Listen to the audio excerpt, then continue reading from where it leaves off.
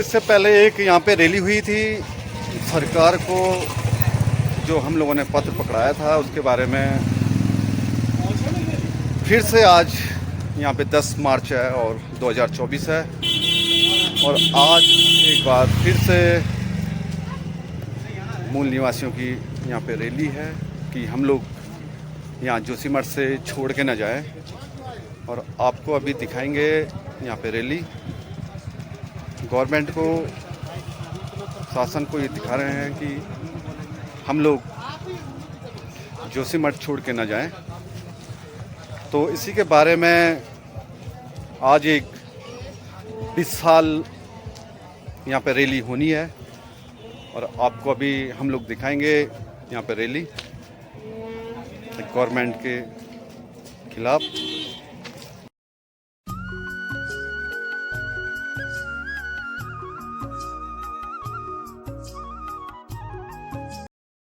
तो दोस्तों आज एक बार फिर से भू कानून और ये जोशीमठ बचाना है, इसके बारे में आज हम लोग अपने बड़े भाई समीर भाई जी हैं, हमारे वार्ड मेंबर हैं ये गांव के, और इनसे पूछेंगे आज मतलब भू कानून। जी, जोशीमठ भू दसाव के संदर्भ में पिछले वर्ष से ही जो जोशीमठ पे एक आफत आ रही थी और उसी के संदर्भ में अब 1200 घरों को जोशीमठ से खाली करने की बात जो प्रशासन द्वारा की जा रही है, उसी संदर्भ में जोशीमठ नगर के सभी वार्डों के मूल पुश्तैनी निवासी एक संगठन के तहत आज एक विशाल जुलूस, विशाल रैली निकाल रहे हैं और जिसमें कि अपने हक हकूक, अपने हितों की बातों को सरकार के सामने पहुंचा रहे हैं। और इसके माध्यम से हमारे हितों को कैसे करके सुरक्षित रखा जाएगा, हमारे मठ मंदिरों को कैसे करके हमें व्यवस्थित बना के सरकार कहां पर देगी, कैसे हमारे हितों की सुरक्षा होगी, कैसे हम अपने जो हमारा घाट है, जो हमारा पनघट है, जो हमारा जल जंगल जमीन की जो लड़ाई है वो जोशीमठ में निवासरत अन्य लोगों से भिन्न होते हुए जोशीमठ के मूल निवासी पुश्तैनी निवासियों की एक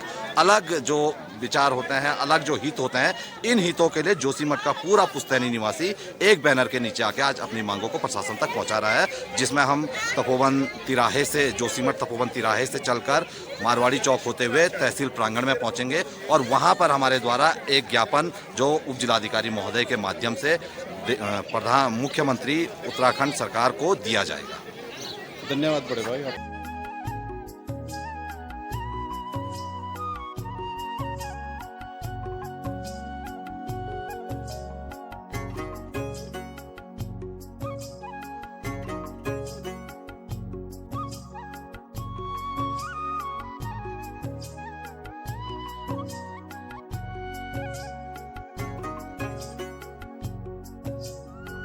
दोस्तों आज हम लोग आपको मिलाते हैं वार्ड मेंबर, हमारे सभासद जी हैं और ये यहाँ पे टाडों के वह वार्ड मेंबर हैं और अमित सती जी हैं, और अमित सती जी से पूछेंगे कि आज की जो रैली है उसके बारे में। आज की जो रैली की गई है, ये रैली है मूल निवासी स्वाभिमान समिति के द्वारा, जो कि जोशीमठ की मूल निवासी एवं जो पुश्तैनी लोग हैं उनके द्वारा ये रैली की जा रही है। हमारा कहना केवल एक है कि जोशीमठ एक विशाल नगर है, नगर पालिका है, और इतना बड़ा नगर जो सरकार कह रही है, प्रशासन कह रहा है कि इसको यहाँ से हटाएंगे 1200 परिवारों को और उसे कहीं और शिफ्ट करेंगे। हमारा कहना केवल ये है, मूल निवासियों का, पुश्तैनी लोगों का कहना ये है कि हमको कहीं और, हमारा नीचे मारवाड़ी से लेकर और औली तक हमारी ज़मीनें हैं, हम अगर वो छोड़ेंगे तो हम कहाँ जाएंगे।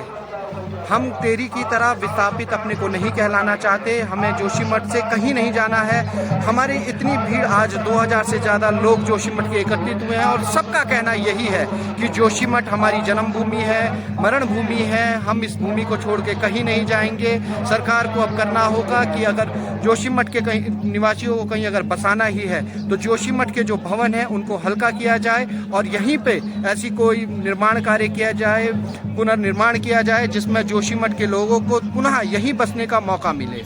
धन्यवाद अमित सती जी आपका।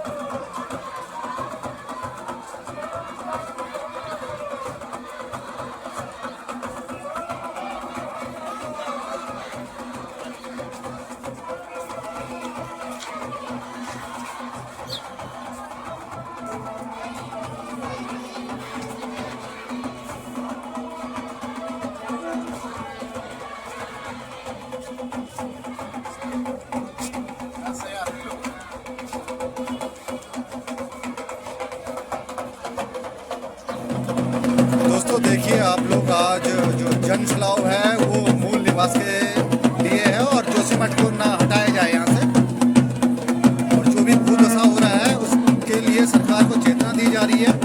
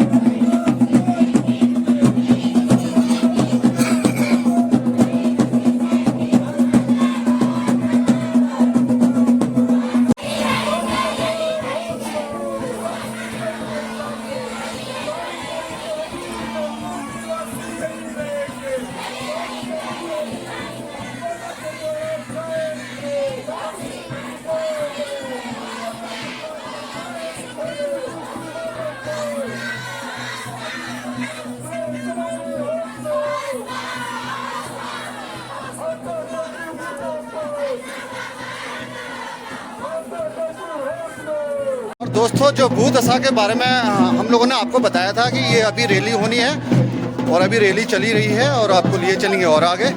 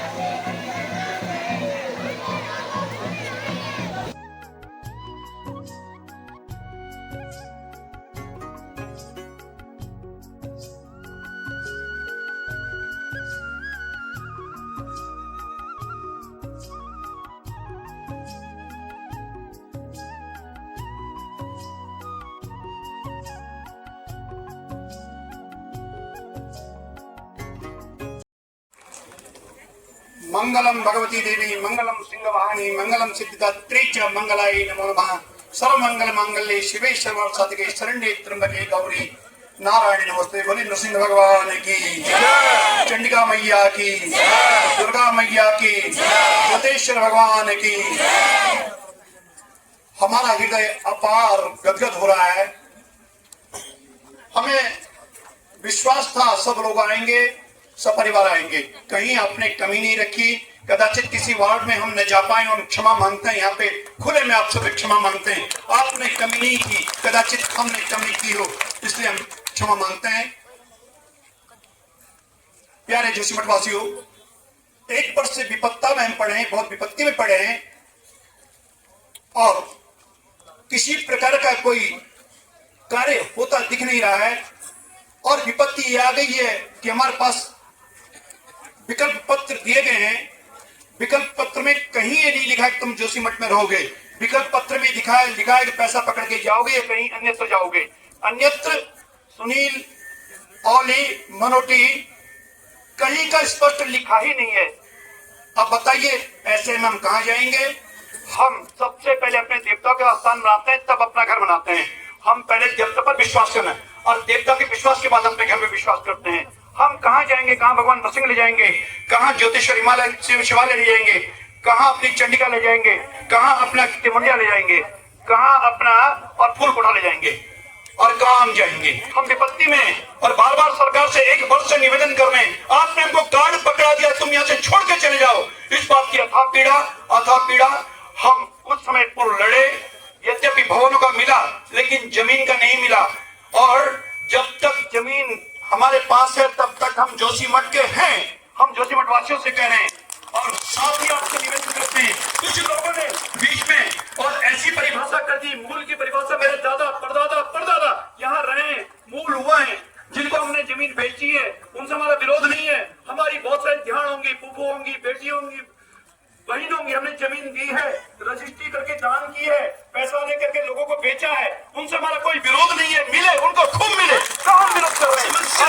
जो आई है वो लोग कल अपना यहाँ छोड़ करके और घर चले जाएंगे अपनी अटैची अपना बिस्तर लेके। हम कहाँ जाएंगे? हम ये पूछने हैं। हमारा और नहीं है, कहीं नहीं है हमारा, जोशीमठ के अलावा नहीं है। हम यहीं के रहने वाले हैं। हम उन लोगों से कैसे कोई विरोध नहीं है। बार बार विरोध के शब्द व्हाट्सएप में पढ़ रहा था, बहुत दुख हो रहा था। कल भी किसी ने बड़े जोरदार शब्दों में कहा कि आप फाड़ डालने। अरे छक मारेगा जो फाड़ की बात करेगा। हम ऐसा कहा है, हम फाड़ की बात क्या करें?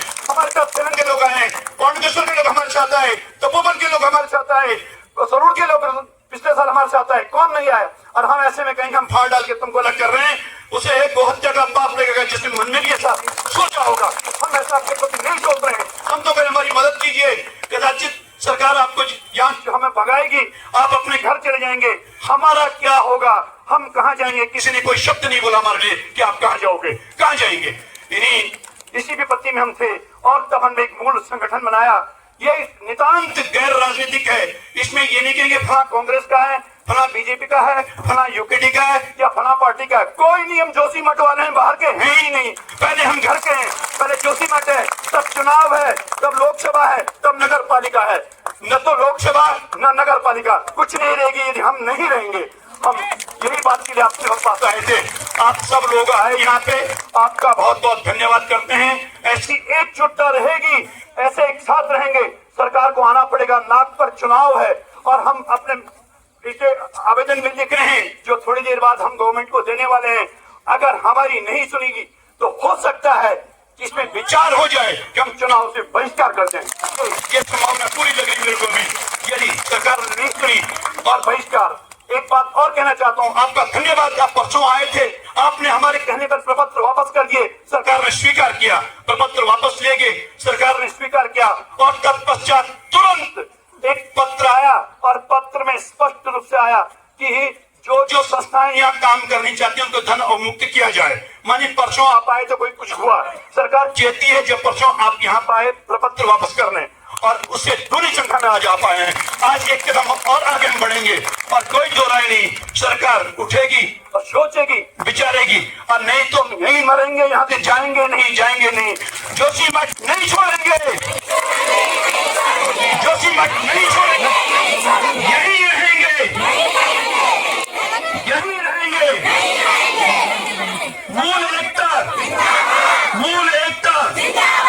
हम अपने सहयोगों का बहुत बहुत धन्यवाद करते हैं। हम किसी का विरोध नहीं कर रहे हैं, हम कर रहे हैं हमेशा। और कंधे पे कंधा मिला के हमारी मदद कीजिए। आपको बहुत बढ़िया मिलेगा जो सोचते हैं हमको नहीं मिलने वाला है, आपको बहुत बढ़िया मिले। और जो मेरे को मिलेगा, हमको मिलेगा, वो उससे कम आपको बिल्कुल नहीं मिलेगा, ये भी हम जानते हैं। उससे कम आपको मिलेगा नहीं। इन्हीं शब्दों के साथ कुछ ही क्षणों में हम सरकार को यहाँ पे ज्ञापन पढ़ के देंगे और ज्ञापन सरकार को और आपसे निवेदन, एकजुट एक मुठ आज हो रहे हैं। आप बहुत वर्षों बाद मैं देख रहा हूँ, आप परिवार सहित आए, बच्चे सहित आए। मेरी गोद में एक बालिका गांधीनगर की लगातार चल रही थी, तो मुझे बड़ी प्रसन्नता हुई। और बच्चों ने तकती रखी है कि हमारा भविष्य क्या, हम कहाँ जाएंगे। कदाचित हम देहरादून जाएं, क्या कीमत हमारी, दिल्ली जाएं, क्या कीमत, हम नहीं जाएंगे, हम यहीं रहेंगे। अपने भाइयों से मेरा निवेदन है, आप भी यहीं रहिए, आप मत लीजिए पैसा, यहीं रहिए, हमारे साथ रहिए। और कदाचित आप लेके जाते हैं तो हमारा कोई विरोध नहीं होगा। ये नहीं कि आपको न मिले, आपको ज्यादा मिले, खूब मिले, हमसे आप अपना सौहार्द बनाए रखेंगे। हम आपके दुश्मन नहीं है, हम आपका विरोध नहीं कर रहे हैं। हम तो अपनी गाय की, भैंस की, मारवाड़ी से लेकर औली तक की, चुनार से लेकर के मनोटी, रविग्राम और गांव तक की बात करेंगे। हमारी जमीन का कदाचित एक जगह मिल जाएगा, ऊपर का क्या होगा, वहां का क्या होगा, वहां का क्या होगा। हम इस विपत्ति में, हमारा आप किसी से विरोध नहीं है, हमारा विरोध सरकार से। हमारा हिसाब किताब क्या होगा, हम कहाँ जाएंगे, हमारी पहचान क्या होगी, हमारे देवताओं का क्या होगा और हमारी पुरखों की जमीन का क्या होगा, हम किधर जाएंगे। यही सरकार से मांगे। आप आए, बड़ी संख्या में आए, मैं आपका धन्यवाद करता हूँ। युवाओं से, बुजुर्गों से बातचीत कर रही थी कि सरकार को जगाने के लिए हमको बड़ी रैली करनी पड़ेगी। जो हमने पिछली की थी वो एक शॉर्ट नोटिस पे थी, एक छोटी कॉल थी। उस दिन भी बहुत बड़ी संख्या में मातृशक्ति आई और लगा कि नहीं, इससे पहले कि आचार संहिता लगे, हमको सरकार को जगाने के लिए एक बड़ा प्रदर्शन करना पड़ेगा। और उसके निमित्त ही मूल निवासी पुश्तैनी स्वाभिमान संगठन के पदाधिकारीगण हर वार्ड में गए, प्रत्येक वार्ड में जाकर के लोगों से मुंह से सुननी पड़ी। हमको भी उसका अनावश्यक रूप से जवाब देना पड़ रहा है कि ऐसा नहीं है, हम किसी बाहर वाले का, अंदर वाले का, आगे वाले का, पीछे वाले का, ऊपर नीचे, ऐसी कोई बात नहीं थी। लेकिन हमारा टाइम उसमें जाया हुआ, इसीलिए वार्ड में जाकर अपने लोगों को समझाया कि नहीं, ऐसा नहीं है।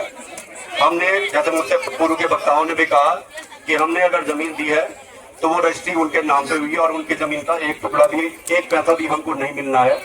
और हमको इस बात की भी पीड़ा है कि हमारी जो पुश्तैनी जमीन है वो तो हमारी है, लेकिन जिसने खरीदी उसने ज्यादा रेट में खरीदी है, तो उसको पूरा रेट मिलना चाहिए। अगर किसी ने 15 लाख में, किसी ने 20, किसी 25, किसी ने 50 लाख में खरीदी है, तो एक ऐसा न्यायपूर्ण रेट मिलना चाहिए कि जिससे उसको नुकसान न हो। मकान का तो डिविडेंड का रेट मिल गया।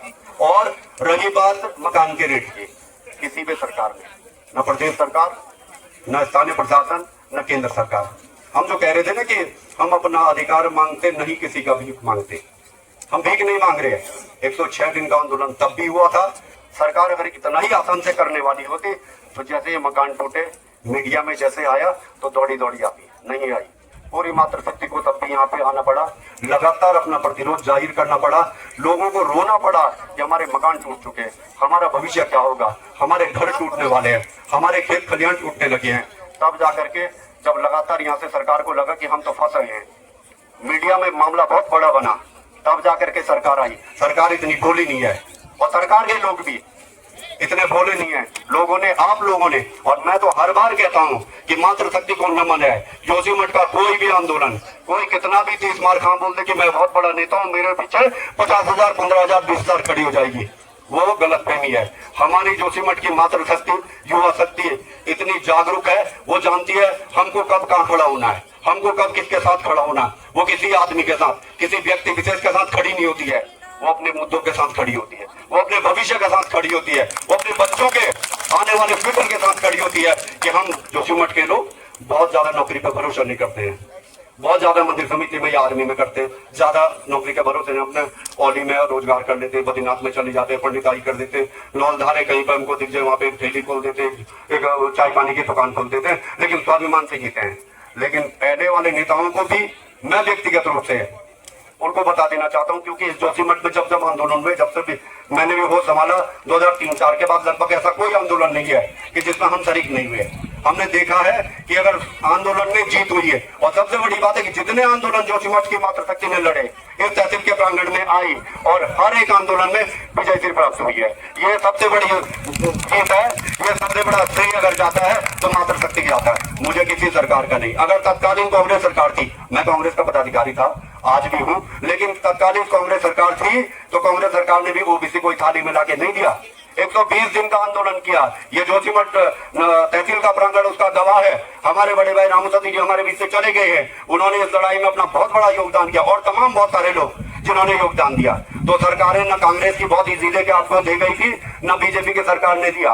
हमको लड़ना पड़ेगा तब जा करके मिलेगा। अगर चलो मान लेते भाई कि सरकार ने सीपीडब्ल्यूडी का रेट दे दिया, हम लोगों ने मांगा तो दिया, तो सीपीडब्ल्यूडी का रेट अप्रैल में लागू हो गया था। अप्रैल से लेके जनवरी तक सरकार ने जमीन का रेट क्यों तय नहीं किया?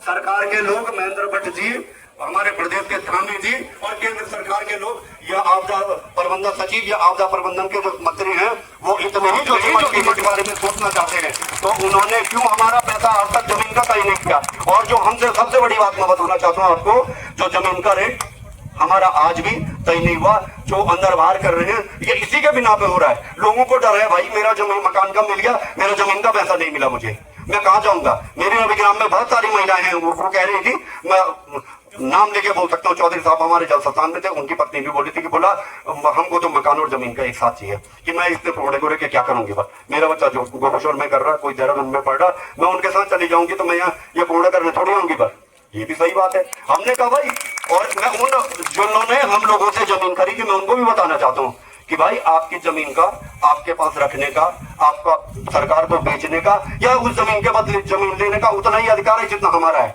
आप पे भी वही शर्तें लागू हो रही है जितना शर्तें हम पे लागू हो रही है। मूल निवासी पे जो शर्तें लागू हो रही है वही प्रवासी पे भी शर्तें लागू हो रही है। लेकिन कुछ लोगों का अपना राजनीतिक स्वार्थ है, तो सोशल मीडिया में व्यापार मंडल और नगर पालिका और विधानसभा बहुत कुछ कह रहे हैं। और विधानसभा की बात आई तो मैं प्रतिनिधि का काम क्या होता है?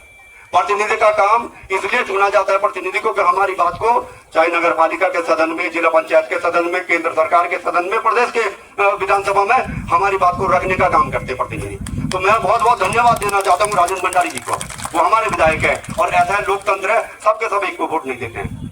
कुछ ने राजेंद्र भंडारी जी के पक्ष में दिया, कुछ ने विपक्ष में दिया। अब लोकतंत्र में जो जीता वो विधायक सबका। इससे पूर्व महेंद्र भट्ट जी थे, इसके उस समय पैसा तय हुआ। आज की डेट में राजेंद्र भंडारी जी है, तो उन्होंने हमारी बात विधानसभा में की। विधानसभा मतलब वो विधानसभा की प्रोसीडिंग में आ गया है, वो कार्रवाई में आ गया है, वो रिकॉर्ड में आ गया है। और रिकॉर्ड में जब जब वो जाएंगे वो विधानसभा के अध्यक्ष जी को कहेंगे कि भाई मेरी वो बात हुई थी, तुम उस पर कार्रवाई क्यों नहीं कर रहे? और एक तरफ दूसरी बात और धन्यवाद मातृशक्ति को, हम यहाँ पर पिछले वाले में जुलूस प्रदर्शन कर रहे थे और हमारा जो विधायक है जो जिस भी दल का होगा वो वहां पे जाकर के विधानसभा में हमारी बात उठा रहा था। और अगले दिन देखो संघीय शक्ति होती है, हम इतने लोग बोल रहे हैं तो एक दबाव बनता है, लेकिन विधायक हम सबका चुना हुआ है। शासन स्तर पे, प्रशासन स्तर पे विधायक की सुनी जाती है। और लोगों को उससे क्या बल मिला कि यहाँ पे लोग कर रहे हैं, हल्ला कर रहे हैं उसी मुद्दे को लेकर, और विधानसभा में हमारा चुनाव प्रतिनिधि उसी बात को उठा रहा है। तो अगले दिन सरकार पे दबाव बना, सरकार पे दबाव बना और अगले दिन एक चिट्ठी या हमारे तहसील प्रशासन और जिला प्रशासन के पास आई और उसमें कहा गया कि भाई आप इनके फॉर्म को बदलिए और इनकी क्या क्या मांगे है, मूल निवासी वाली क्या मांगे उनको हमको बताइए, और पीडब्ल्यूडी को, सिंचाई को और अन्य तमाम कार्यदायी सत्ताओं को इनके द्वारा कहा गया। आपदा प्रबंधन के सचिव ने उनको नोटिंग भेजी कि आप फटाफट अपने काम शुरू करने के लिए डीपीआर तैयार करो। तो मैं ये कहना चाहता हूँ कि हमको, जैसे पहले कहा था उनियाल जी ने कि ये क्या है, ये गैर राजनीतिक संगठन है, तो हमको किसी भी गैर राजनीतिक संगठन को, किसी भी नेता की बड़ाई नहीं करनी है। विधायक की हम इसलिए कर रहे हैं कि उसने हमारी बात उठाई, और अगर नहीं करते तो मैं इस बात का गवाह हूँ। ओबीसी का आंदोलन चल रहा था ब्लॉक के गेट से, विधायक जी मेरे साथ आ रहे थे बाहर को, और ओबीसी के जो लोग हमारे लड़ रहे थे उन्होंने राजेंद्र भंडारी मुर्दाबाद, स्थानीय विधायक मुर्दाबाद उनके मुंह पे बोला था। भाई अगर किसी का मुर्दाबाद बोलने में, भाई जनप्रतिनिधि तो चाहता कि मेरा पुतला भी फूका जाए, मेरा मुर्दाबाद भी किया जाए। क्या हम केवल मक्खन लगाएंगे? तो मक्खन लगा कर तो नहीं होता है, मक्खन लगा के नहीं होना है। अगर मक्खन लगा के होता तो पिछले 1 साल में इतनी तेज तर्रार वो हमारे मुख्यमंत्री जी हैं धामी जी, तो वो करते ना कि अपने कि भाई रंजीत सिन्हा जी क्या कर रहे हो, वो जोशीमठ वाले इतना कर रहे, मैं वहां गया इतना सुनना पड़ा, इतनी विपदा में रहे, इतनी बर्फ में रहे, क्यों नहीं तुमने जमीन का रेट तैयार कर दिया? तो हमको इस मंच का उपयोग किसी भी नेता की वाहवाही करने को नहीं होने देना है, क्योंकि क्या होता ना, यहाँ पे तो मैं बोल दूंगा लेकिन कंधे में आपके बंदूक है, क्योंकि आप भीड़ सामने है तो मैं कुछ भी बोल दूंगा। तो हमको किसी के बहकावे में नहीं आना है बार बार बोल रहा हूँ, पिछले बार भी बोला है, सोच समझ के आंख खोल के। और जो हमारी सारी मातृशक्ति ने बोला, रविग्राम से बोला गया कि वोट बहिष्कार का हमारा जो अधिकार है वो हमारे पास सदा रहेगा। अगर 15 दिन के अंदर जो अल्टीमेटम दिया गया है, अगर सरकार ने हमारी उस बात पे नहीं किया तो हमको आचार संहिता का उल्लंघन करना भी आता है। बहुत बड़ी बात नहीं, जेल नहीं डालेंगे ना। अगर घर से तो तुम भगाई लो तो पुरसाड़ी में डाल दो, एक ही जगह तो रख लोगे। और मैं साथ में ग्रामीण क्षेत्र से जितने प्रधान लोग, क्षेत्र पंचायत के लोग, आम लोग जिन्होंने यहाँ पे जमीन खरीदी है, जो अपने रिश्तेदार पे रहते हैं, जो किराएदार में के रूप में यहाँ पे रहते, अपने बच्चों को पढ़ा रहे, अपनी दुकानदारी कर रहे, अपना रोजगार कर रहे, उन सब लोगों का स्वागत करता हूँ। और अपने मन से इस बात को निकाल दीजिए, हम आप लोगों का कहीं 100 से लेकर 9 तक कहीं विरोध नहीं कर रहे। पिछले बार भी हमने लड़ाई लड़ी, जमीन का रेट मिला, मातृशक्ति ने लड़ाई, जमीन का रेट मिला। इस बार भी हम लोग मिलकर लड़ रहे हैं। आप लोगों का जमीन का रेट, हमारा जमीन का जो भी निस्तारण होगा मिलकर होगा और बहुत अच्छा होगा। मातृशक्ति जिंदाबाद। मातृशक्ति की मैं आज सबसे विशेष मातृशक्ति का आवाहन करती हूँ और सबको एक ही साथ प्रणाम करती हूँ। या देवी सर्वभूतेषु शक्ति रूपेण संस्थिता, नमः तस्यै नमः तस्यै नमः तस्यै नमो नमः। आप लोगों को मैं विभिन्न वार्डों से आई हुई हमारी मातृशक्ति का मैं हृदय से धन्यवाद करती हूँ और नमन करती हूँ कि आपका सहयोग आज से नहीं, आदिकाल से जब जब भी बता आई। और हमारे जो बजरंग बली है, हंतिमुंडा वीर है, हमारे धरती, हमारे जोशीमठ के जो संरक्षण करते हैं, हनुमान जी हैं जो पाताल गंगा से ही यहाँ पर द्वारपाल के रूप में खड़े हुए हैं। उस रूप में मैं समस्त युवा वर्ग और हमारे जो जोशीमठ के समस्त हमारे युवा वर्ग, हमारे पुरुष वर्गों का मैं उनके रूप में आवाहन करती हूँ कि आप सभी मिलजुल करके इस जोशीमठ की रक्षा के लिए आप लोग सहयोग करेंगे और मूल निवासी एकता के रूप में संगठन करके अपने इस कामयाबी को हासिल करके रहेंगे, जीत करके रहेंगे। मूल निवासी एकता जो है हमारी जोशीमठ की मूलता एकता के प्रारूप में बहुत अच्छा संगठन बना है। हमने अगले साल 3 माह 4 माह यहाँ पर आंदोलन किया था संघर्ष समिति के माध्यम से। हमारी मातृशक्ति ने काफी मात्रा में आकर यहाँ पर किया था। जानकार है तो हम कितने आनंद से अपना जीवन यापन करते थे। 80-70 किलो का बोझ पीठ में है और हंसी खेल मजाक में अपने बच्चों का, अपना घर परिवार का हम उसको अपना वो करते थे, पोषण करते थे। लेकिन आज कैसी संकट और विपदा आई है जोशीमठ पर। मैं इसके लिए कहती हूँ मातृशक्ति से कि आप अपनी एकता, जब तक हमारी मांगे पूरी न हो, हमारी जोशीमठ का ट्रीटमेंट होना चाहिए। मैं तो यही बोलूंगी कि मारवाड़ी से लेकर रुपये तक जहाँ तक ये जोशीमठ का ट्रीटमेंट होना चाहिए। और जोशीमठ हमारे घाट जो है विष्णुप्रयाग शून्य होने जा रहा है, क्योंकि उधर से अलकनंदा